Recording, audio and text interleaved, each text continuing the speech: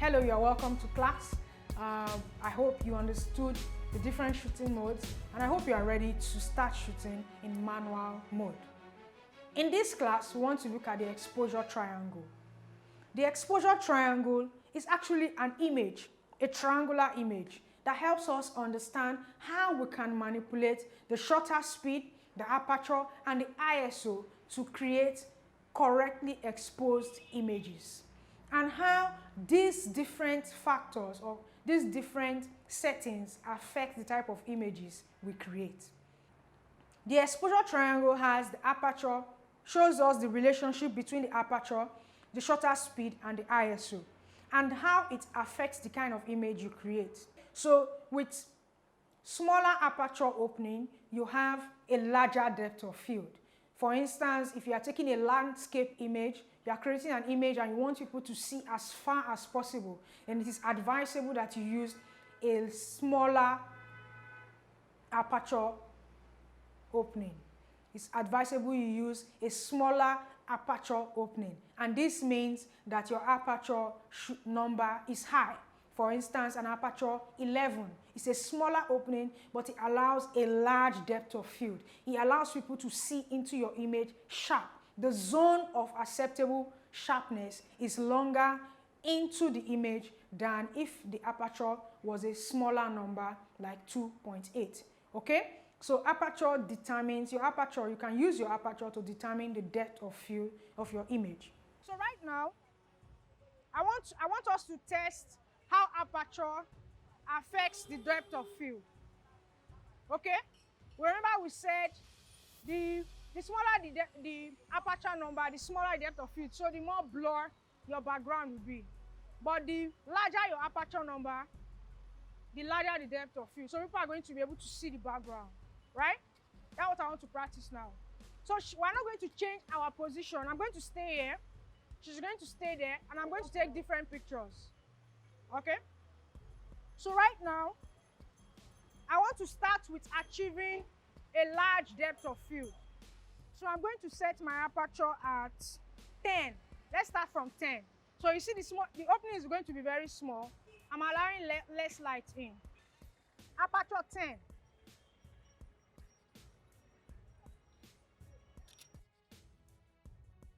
7.1 is a wider opening, right? Than 10. I'm going to take same image. This is at 7.1. This is at 10.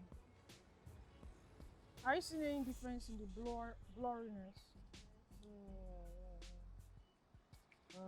Okay? So you see how it's affecting depth of field. I want to open it wider to 4.5.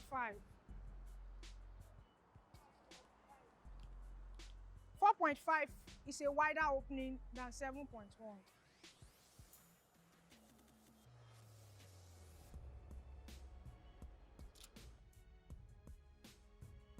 Take note that I've not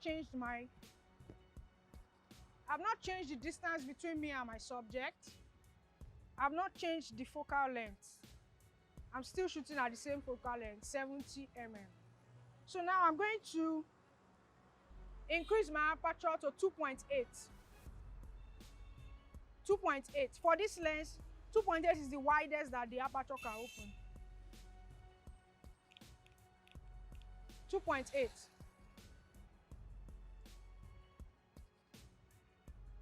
This is at 2.8. So you understand depth of field now, right? And how aperture. So this is the first one at 10. If I went to 22, you see these things very clear. You see as if I wasn't hiding them. Okay. So another thing you can use that affects the depth of field is the focal length of your lens. Right now I'm working with 70 mm. If I zoom in more into her to maybe like 135 at same 2.8, I will have more blur. I will have less depth of field. So just by increasing the focal length, so I zoomed in more, I'm able to achieve that.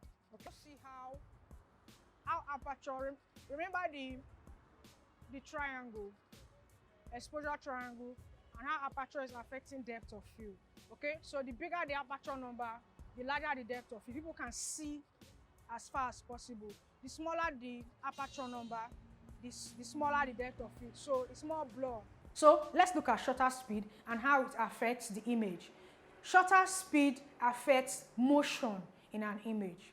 Okay, so if you want to freeze motion, for instance, you are photographing a sports event and there's so much movement, or a dancing, a musical concert, there's so much movement, and you want to freeze this movement, then it means you have to have a faster shutter speed. A faster shutter speed. The faster your shutter speed, the more you freeze motion. The slower your shutter speed, the more we are going to, the tendency for us to see blur in your image. So if you actually want to show the motion, you want people to see the blur in the image, then you can have a slower shutter speed. That is for creative purpose. But if you want your pictures to be sharp, you want to freeze motion, then you have a faster shutter speed. So shutter speed. Shutter speed affects what? What does shutter speed affect?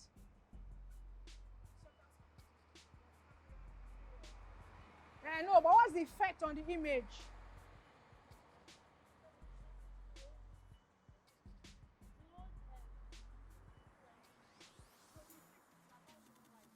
No, I'm not talking about light. I'm talking about motion. Yes. Shutter speed determines, freezes motion. So, shutter speed, it's not about you now. So, it's movement. So, I want to capture movement now. Okay, so you can come closer. So now, ISO 100, shutter speed.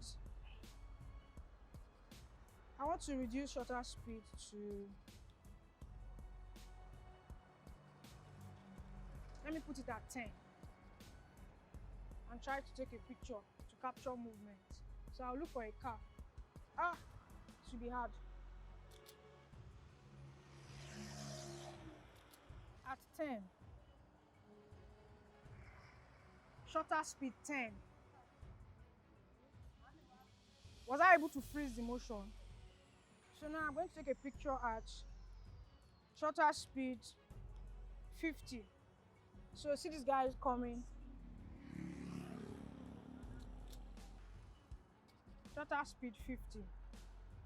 I tried, but you can still see the blur because it's moving. Let me go to shutter speed 100.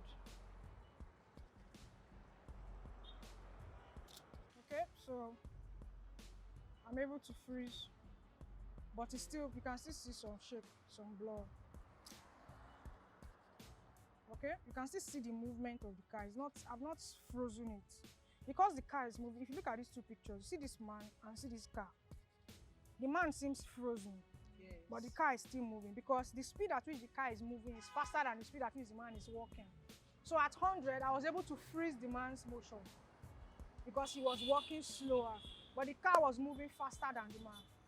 So if I wanted to freeze a car's motion, it means that I need to go faster than 100, like 200, maybe for this road now. This road, they are not really, it's not an express where people are running so fast here. So I can freeze 200. I was able to freeze.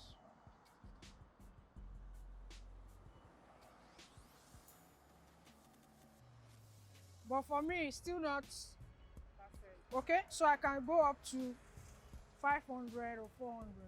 Let me go to 500. Let's wait for a vehicle that's coming. Maybe that blue, or this, the blue one. I want to, the blue one has diverted. Okay, this other one. I've been able to freeze this one. So if your creative purpose is to have that blur, like where the guy was, if I now had a model and my model is my portrait, I'm doing a portrait of you, but I want people to see that we're on the road and cars were passing. So I can decide to take it at a shorter speed. Since you are not moving, you are going to be sharp and focused. But because the cars are moving, there's going to be like a blur behind you. So it can be a creative idea that I have, that I want to create that kind of image, just like we saw for the other guy. But if I really want to freeze the motion of the vehicles moving, and I need to increase my shutter speed to be able to freeze that motion. Okay, so we're able to see how shutter speed affects motion, how you're able to freeze motion, and then how aperture affects your depth of field. Moving on to ISO. How does ISO affect our images? Remember we mentioned earlier that if you have an ISO that is too high, you could have noise in your image. So ISO affects noise in images. Okay? So if you want your images to be sharp, crispy and clear, and you do not want noise, then you have to stay towards the low ISO numbers. ISO 100, ISO 400 and the like. Okay? So you can see in this particular image I currently have on the screen, a man who is actually riding a bicycle, but I have frozen the motion. So it seems as if he just stopped for me to take the picture, but that's not correct. Because the shutter speed was very fast, I was able to freeze the motion. Those cars were moving, the man was cycling his bicycle, but I was able to freeze the motion, okay? And look at this other image, aperture, giving an example of aperture. You see the subject in my image is sharp and in focus, but the foreground, anybody before him and those after him are actually out of focus. They are blurred. So in this image, I used a wide aperture opening. That means a small f number, 2.8, 3.5 to achieve this. If I had used aperture 11 or 8, you will be able to see those who were in the foreground. So that's how aperture actually affects your image. This is another image that shows the effect of aperture and how it can affect the image. Okay, in this image, the depth of field is something else. You can hardly see whatever is in front of this man. Okay, this image I have created focuses. You see my subject is clearly there. There's no distraction. So most times if you want to remove distractions in the background, that's when you use a very wide aperture, so you have a small depth of field, so people can focus on your subject. They focus on the story you are telling and are not distracted by the other things, the other items or objects that could be in the background. Okay, so this other image was created with a very low ISO. The ISO was at 100, okay, but I had to use a tripod because at 100 ISO, without using external lights and all that, the shutter speed and aperture, the shutter speed really was very slow. It was almost like 1 over 0 point something seconds. So it was a very slow shutter speed, very wide aperture, but sorry, very low aperture actually, because I wanted a large depth of field. I wanted people to see every detail in this room. So in creating this image, aperture was low, or aperture opening was small, which is f number very high, like 11, okay? Shutter speed was quite slow. That's why I couldn't hold it. It's advisable that any shutter speed less than 80 should not be handheld. You should have it on a tripod so you can have a steady and sharp image. Okay, so this image was created in very low ISO setting. So right now I want us to practicalize how the aperture, ISO and the shutter speed affect the images you create, and how actually you can manipulate them to allow light into your camera so you can create a correctly exposed picture. Okay, currently the settings on this camera, I'm shooting on manual mode, of course. That's the essence of this class, so that you can take pictures like a professional and take pictures in manual mode. So right now the shutter speed is at 100, aperture is 7.1, and then ISO is 100. So I'm going to take a picture in this setting, so we see what we have.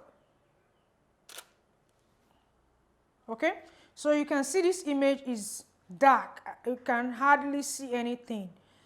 I know there is a door somewhere that looks outside, but you can't see anything. This picture is underexposed.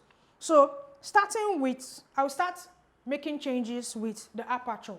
Okay, so I'm going to increase the aperture opening now. I'm going to increase it to 5.6 and leave the other settings. Leave shutter speed at 100, leave ISO at 100, and take another picture.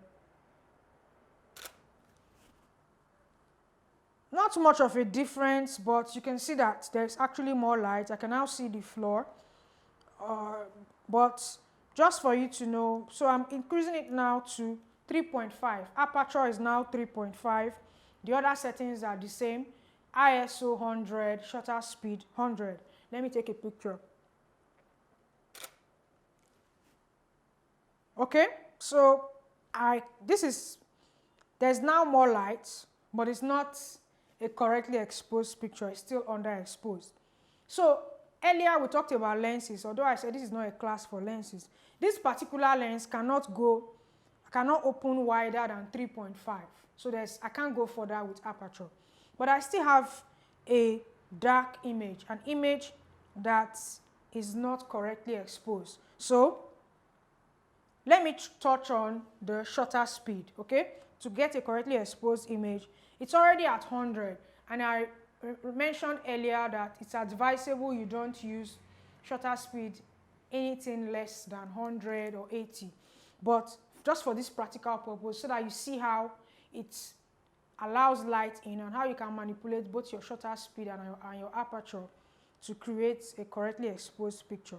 So I'm going to reduce the shutter speed now. Remember, reducing the shutter speed gives more time for the camera mirror to be open and allows more light into the camera. So I'm reducing it to 60. Shutter speed is now 60. Aperture is at 3.5, okay? And then ISO is still at 100. Okay, let me take a picture. Certainly there's more light. There's more light, but we still have an underexposed image. So what do I do at this point? If you had a speed light, I will use a speed light, but in this class we're not talking about speed lights. I want us to understand how you will be able to manipulate your camera, the settings on your camera, to create a correctly exposed picture. So I'm going to go back to shutter speed 100. I'll leave the aperture at 3.5 because that's the widest the aperture on this lens can open. And then I'm going to touch on the ISO. ISO was at 100, so I'm going to take it to 200. And let's see what we create.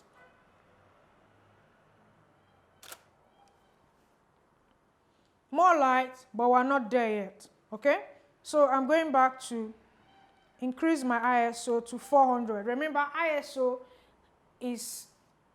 determines how sensitive your camera sensor is to the light in the environment. So right now I've increased the ISO to 400. Certainly more light, but not correctly exposed. I'm increasing the ISO to 1000.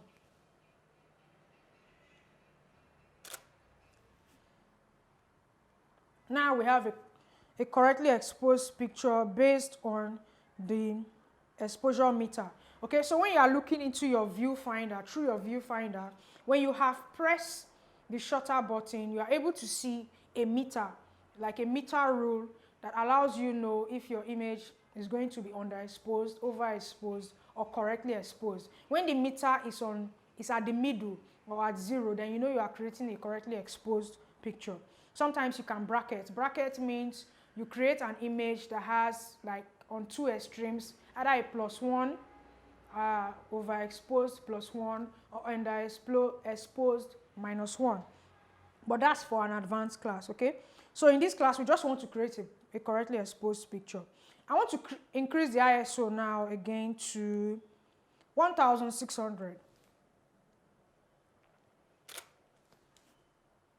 Okay, this is better. So at 1600 ISO, 3.5 aperture, and 100 shutter speed, I've been able to create an image that I believe is correctly exposed, okay? And then you can see the journey from how we started from aperture 7.1 and how we're able to manipulate shutter speed ISO to create this image. Remember what we talked about when we said ISO actually affects the amount of noise in your image. So it's not advisable that you continue using your ISO as the only option to create more light in your image, okay? It's advisable you use external sources of light like a speed light or a strobe or whatever you can use. Always try to ensure that your ISO is low enough to have crispy, clean images. Okay, I hope you've understood the exposure triangle and how it works, how you manipulate your aperture, your shutter speed, and your ISO to create breathtaking images or a correctly exposed image. It's important that you practice this, keep practicing. Start with just increasing only the ISO at a particular point of aperture and shutter speed. Go back to the lowest ISO, which could be 100, and start reducing or increasing your shutter speed.